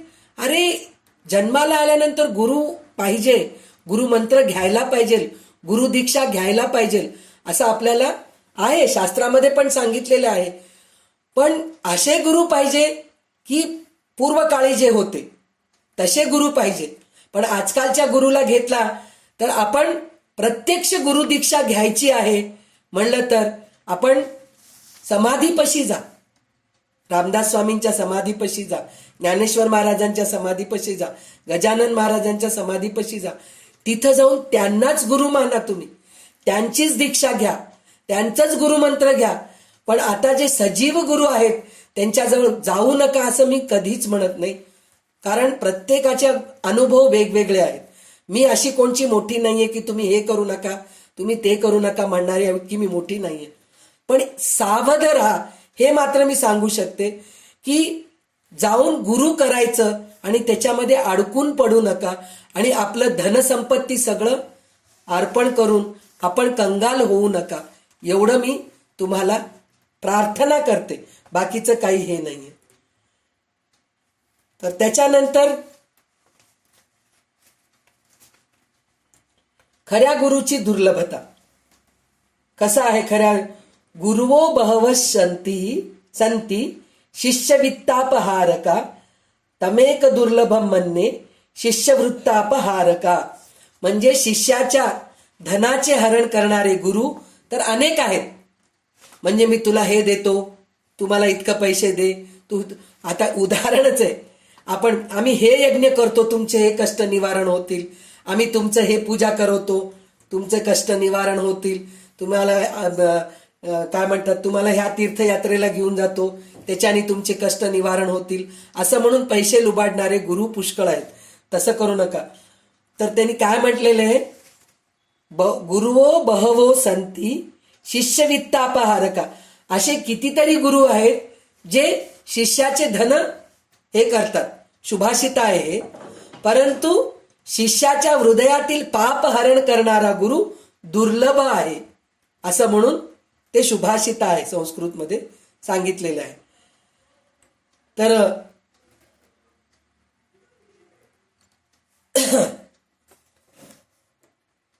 शिष्य बनवत नाहीत. खरे गुरु जे असतात ना ते आपले शिष्य बनवत नाहीत, टोळी बनवत नाहीत किंवा कोणापासून काही घेत नाहीत.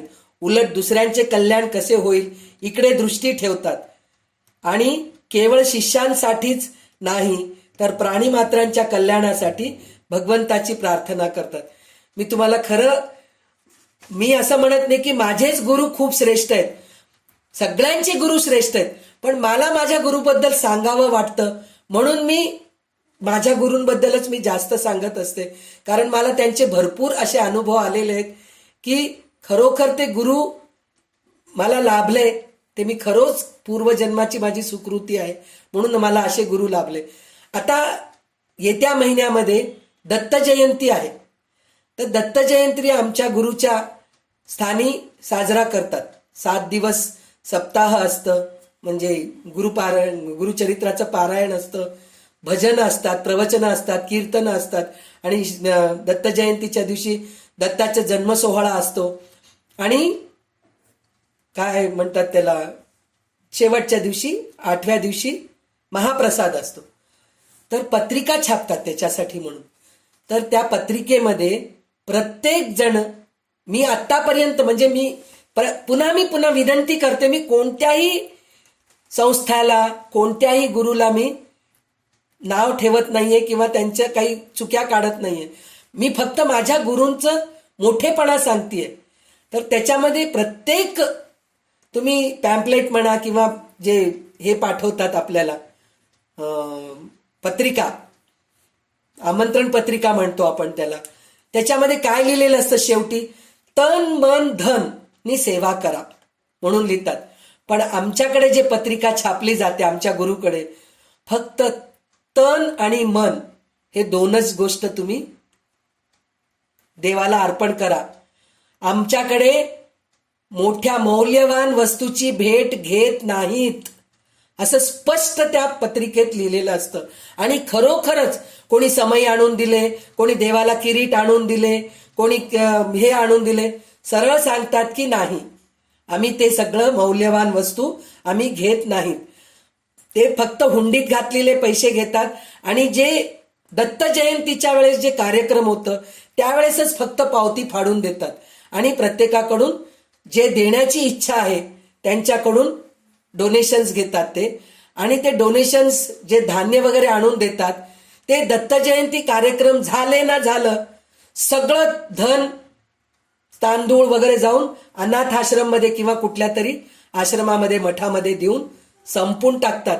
ते परत साठवून ठेवत नाही पुढच्या वर्षी कामाला येतं म्हणून, कधीही करत नाहीत. असे माझे गुरु आहेत. तर मला खरोखरच त्यांच्याबद्दल सांगण्यामध्ये खूप आनंद वाटतं की असे गुरु मला लाभलेत, मी खूपच नशीबवान आहे असं मी म्हणते. हल्लीच्या जमान्यात खरे संत महात्म्या पाहण्यास मिळत नाहीत. पूर्वीच्या काळीही खरे महात्मे खूप कमीच होते, वर्तमान काळी तर आणखीच कमी झाले आहे. वर्तमान काळी तर गुरु करण्याचा एक व्यवसायच झाला आहे. आपली जीविका चालावी, आपली मनमानी चालावी, आपला मान सन्मान, शरीराचा मान आणि नाम्याचे महात्म्य होत राहावा, आपला स्वार्थ साधावा म्हणून शिष्य केले जातात. शिष्याचाही हाच भाव असतो म्हणून त्यांनी सांगितलेले आहे. तर आता आपण आज इथपर्यंत आपण हे केलो. उद्या खरे गुरु कोण आहेत हे बघूया. कारण आजच आपण जर कळून घेतलो तर आपल्याला अजून पुष्कळशा गोष्टी माहीत व्हायला पाहिजे. खरे गुरु कसे असतात, खऱ्या गुरुची तळमळ कशी असते आपली. आणि गुरु करावा लागत नाही, गुरु आपणहून भेटतात म्हणे. जर शिष्याची तळमळ असेल तर, जर शिकायची इच्छा असेल आपल्याला काहीतरी, तर तसे आपल्याला भेटतात, लोक भेटतात, तसे आपल्याला क्लास उपलब्ध होतात. आपल्याला भगवद्गीता शिकायचंय तर आज आपल्याला ते कोण गिरिराजजी म्हणून जे आहेत त्यांचं खूप मोठं गीता शिकवण्याचं संथा वर्ग म्हणून गीता शिकवण्याचे क्लासेस काढलेले आहेत. कितीतरी 18 भाषा आहेत म्हणे, त्या भाषेमध्ये शिकवतात. त्यांना काहीतरी मिळतंय का हो? काहीही त्यांना त्याच्याकडून मिळत नाहीये त्यांना.